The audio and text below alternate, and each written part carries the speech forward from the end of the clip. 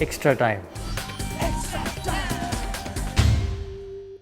I just wonder if you could tell us, obviously we all remember the interview from the first test of this series. You were very honest about when things are hard in international sport and you get left out and it's a tricky time. Can you just maybe give us a similar insight into how it feels when everything feels like a hell of a lot of fun and you're scoring runs and taking wickets and you walk off, I guess, feeling on top of the world?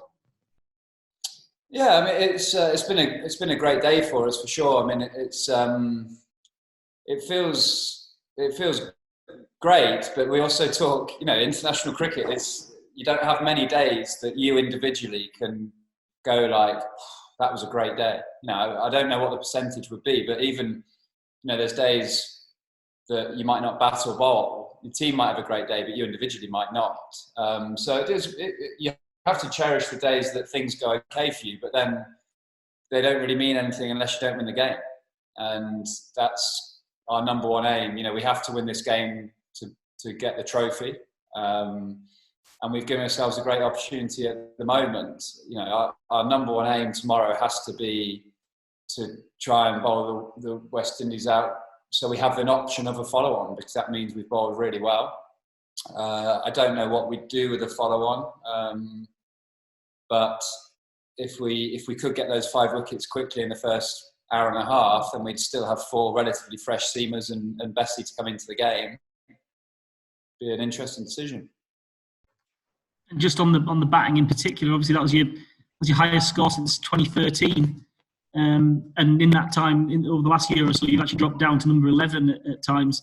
How much pride do you take in that aspect of your game still, and turning around a good performance for the team?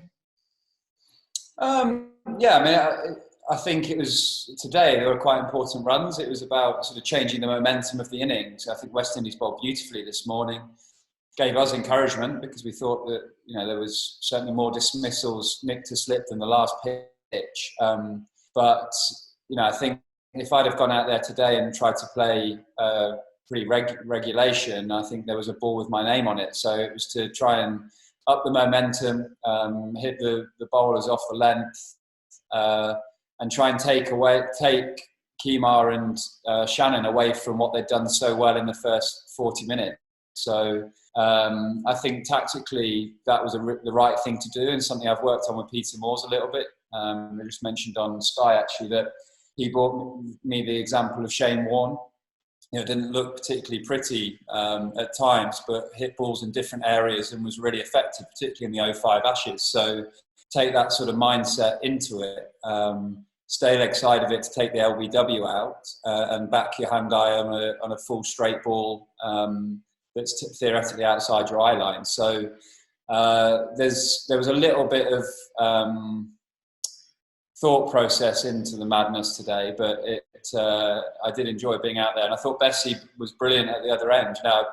Had a really nice innings with Mark Wood at the Wanderers, and we were both sort of revving each other up to try and hit it further and further, whereas Bessie showed brilliant experience for a young man today to be able to continue and stay in his bubble and play the way he wanted to play when a sort of a headless chicken was swiping away at the other end. Just talked about cherishing those good days you get where the team's done well and you've done well. What about cherishing a good day in the field with your mate Jimmy? I know there's been plenty of talk about that, but the fact is that you haven't played as much together as you used to. I think only 3 in the last 14 matches together. So when the two of you are kind of doing your thing out there, I mean, how much do you kind of cherish that as well?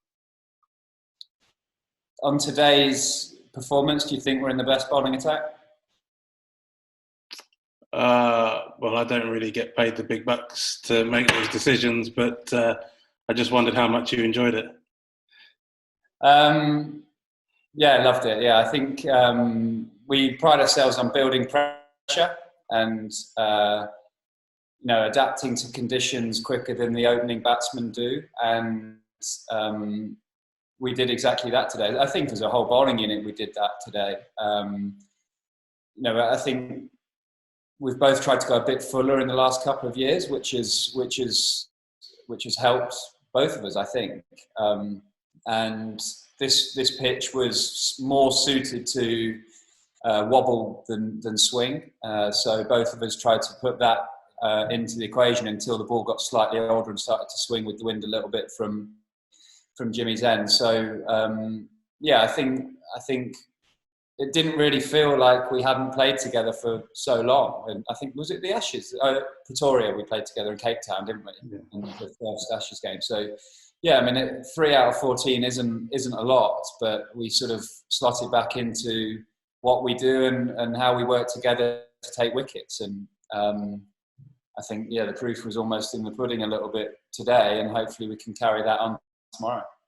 I saw you mentioned on Sky that the Varun Aaron incident here in 2014 did affect your batting for a while. I just wondered, how much mentally did it affect your batting? And do you feel that that innings today, especially coming here, has kind of exercised a few demons from that incident? I wouldn't say it's exercised anything. Yeah, of course it affected, someone like Craig Kieswetter, who was a much better batsman than me, ended up pretty much retiring from it, really. I think I had a really good chat with Michael Lum, who I actually hit in the face in Abu Dhabi. I don't know if you remember, before the T20 World Cup in 2010, we played a England Lions versus England game, and I hit him through the grill and split his cheek open. And he said that really affected him for about 18 months. So to hear that coming from a bloke who's got 100 times more talent with the bat than me, that it affected someone like him and his job was just batting, was quite refreshing, because you start questioning yourself a lot that it affects you, but actually it's a pretty brutal thing, and not many people go through something like that when the ball goes straight through the visor. Much different to just getting plonked on the head with the normal helmet on, but through the visor. But yeah, I mean, there's no doubting that it's had a psychological effect, and I never really say I enjoyed batting, but it certainly made it very unenjoyable for a period of time.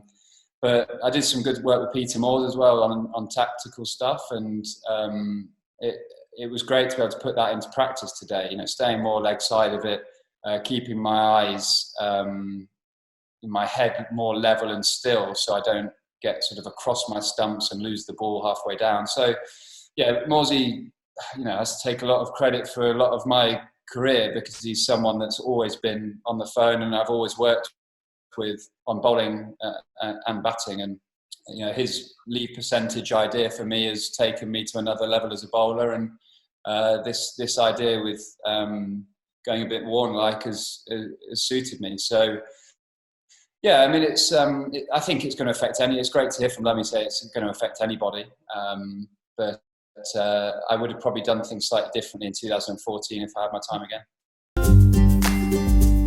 Hit the subscribe option and the bell icon to get all the exclusive sports videos on Extra Time.